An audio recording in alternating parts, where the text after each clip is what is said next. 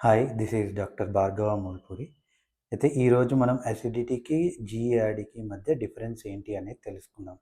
Acidity అనేది occasional problem. So, ఇది oily foods కానీ, స్పైసీ ఫుడ్స్ కానీ తీసుకున్నప్పుడు వస్తూ ఉంటుంది. అంటే యాసిడ్ ఓవర్ సెక్రీషన్ వల్ల వస్తూ ఉంటుంది. జీఈఆర్డీ అనేది గ్యాస్ట్రోఇసోఫేజియల్ రిఫ్లక్స్ డిసీజ్. ఇది ఒక క్రానిక్ కండిషన్ అన్నమాట. సో, ఇది మీల్స్ తీసుకున్న తర్వాత స్ట్రెయిట్‌గా పడుకోవడం వల్ల యాసిడ్ రిఫ్లెక్స్ అనేది ఎక్కువ అవుతూ ఉంటుంది.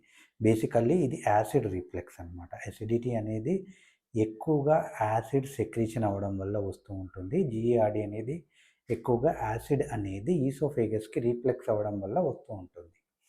సో, జీఈఆర్డీకి రిస్క్ ఫ్యాక్టర్స్ వచ్చేసరికి ఒబెసిటీ, స్ట్రెస్ గానీ, స్మోకింగ్ గానీ, హైటిస్ హెర్నియా గానీ ఇవి రిస్క్ ఫ్యాక్టర్స్ అనమాట. అసిడిటీకి వచ్చేసరికి మనకి హెచ్ పైలోరీ ఇన్ఫెక్షన్స్ కానీ, స్ట్రెస్ కానీ, స్పైసీ ఫుడ్స్ ఎక్కువగా తినడం కానీ, లేట్ మీల్స్ ఎక్కువగా తీసుకోవడం కానీ, స్ట్రెస్ కానీ ఇవి మనకి రిస్క్ ఫ్యాక్టర్స్ అనమాట అసిడిటీకి.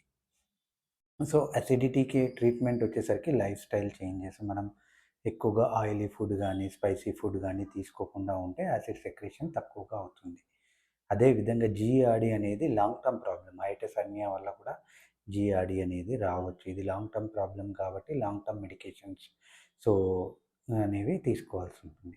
అసిడిటీలో మనకి ఏంటి అంటే కొన్ని గంటల్లో మనకి నొప్పి అనేది తగ్గిపోతుంది. జీఆర్డీలో ఏంటంటే నొప్పి అనేది over a period of time తగ్గదు అండ్ వీక్లీ 3-4 టైమ్స్ అన్నా కూడా వస్తూ ఉంటుందన్నమాట. సో ఈ రెండిటి మధ్య తేడా అనేది గుర్తించుకొని ట్రీట్మెంట్ అనేది తీసుకోవాల్సి ఉంటుంది. So consult your gastroenterologist for further suggestions. Thank you.